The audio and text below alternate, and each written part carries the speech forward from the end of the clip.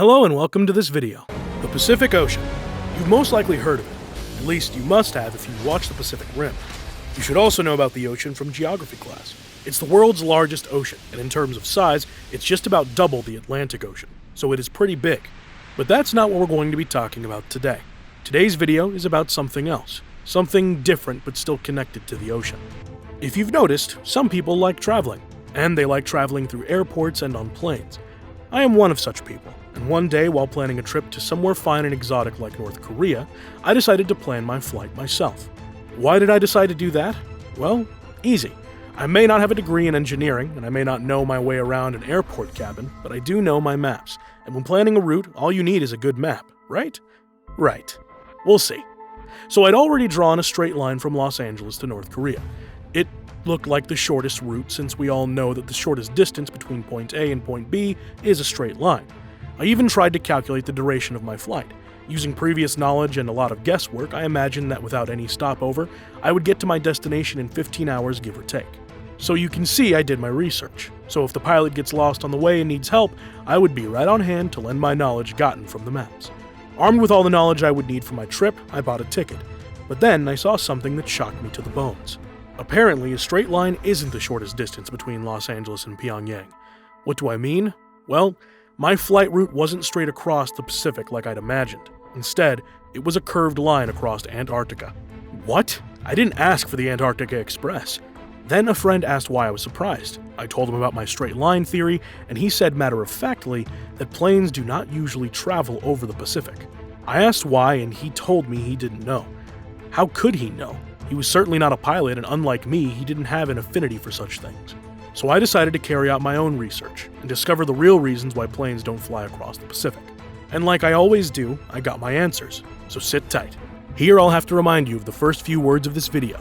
The Pacific Ocean is the world's largest and deepest ocean. No other ocean comes close. What this means is that flying over the Pacific is exactly like flying over miles and miles of water without an option of stopping over. What happens when there is an emergency? You certainly don't want to be in that situation. The next airport is thousands of miles away, and there is no stretch of land that you can even try to crash land on. All you have is miles and miles of sea. Imagine being in that situation. What would you do? Nothing but hope and pray. Generally, pilots don't want to be left with that option, so when planning routes, they try to make sure there are as many airports as possible on their route. That way, if there is a need for an emergency landing, something can be done. But that isn't the only reason why planes don't cross the Pacific. There's another, and perhaps more important reason. Many people don't think of airlines as what they are. In fact, many people don't think of airlines at all. But if you do think of airlines, you'd know that they are essentially businesses. What this means is that they want to maximize profit and minimize cost. That's why they overbook flights. That's why they charge more during holidays. And that's why they offer terrible service when they can get away with it. And surprisingly, that's why they don't like crossing the Pacific. You must be wondering how any of this makes sense, and I understand. I used to be a Wonder Man or Wonder Woman like you too. Well, the answer is simple. The straight line, in terms of travel across the globe, is not the shortest distance between 2 points. That may be confusing, but it's true. It's easy to disagree when you measure the distance in terms of a 2D flat map. But unlike flat earthers, you know that the Earth is not flat. Instead, it's spherical, and that means that there are no straight lines across the Pacific, at least not in terms of the Earth as we know it. And you don't even have to take my word for it. If you have a globe with you, get it.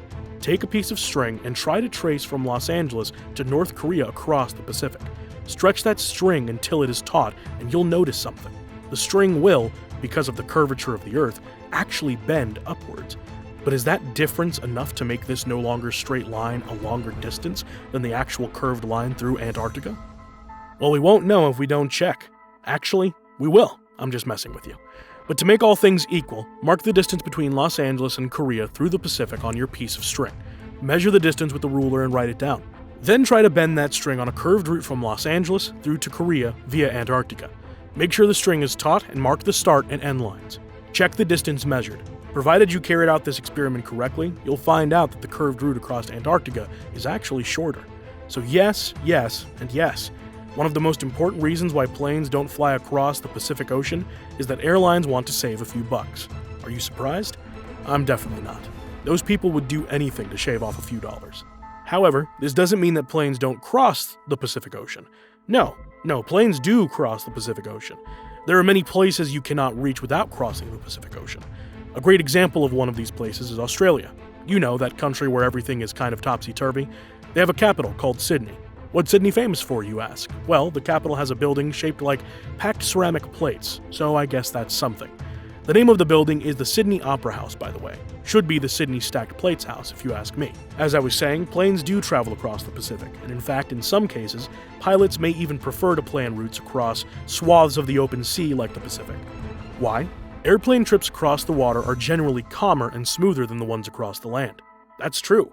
When next you're traveling and you get into turbulence, try to look down. 7 out of 10 times, you're traveling over land. The reason this happens is that water distributes heat a lot better than sand, and since air turbulence is mostly caused by hot air rising from the ground, it's easy to see why traveling across water may be a less turbulent experience. So that's it. Now you know why most commercial airplanes avoid flying over the Pacific. It's not because they can't or because some imaginary monster in the sea will gobble them up. Rather, it's because of good old economics and capitalism. Corporations seek to maximize profits by cutting costs, and airlines do this by making sure planes go through the shortest route possible. Interestingly, the shortest route across the Pacific is to go around it. And there you have it.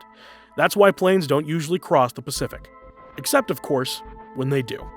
It should also be noted that most military planes don't usually have this problem. Why?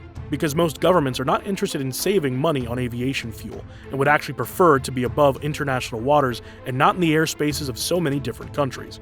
Therefore, they find flying over the Pacific to be a more reasonable choice. Go figure. That's it. I hope you had as much fun watching it as I did making it. Thanks for watching.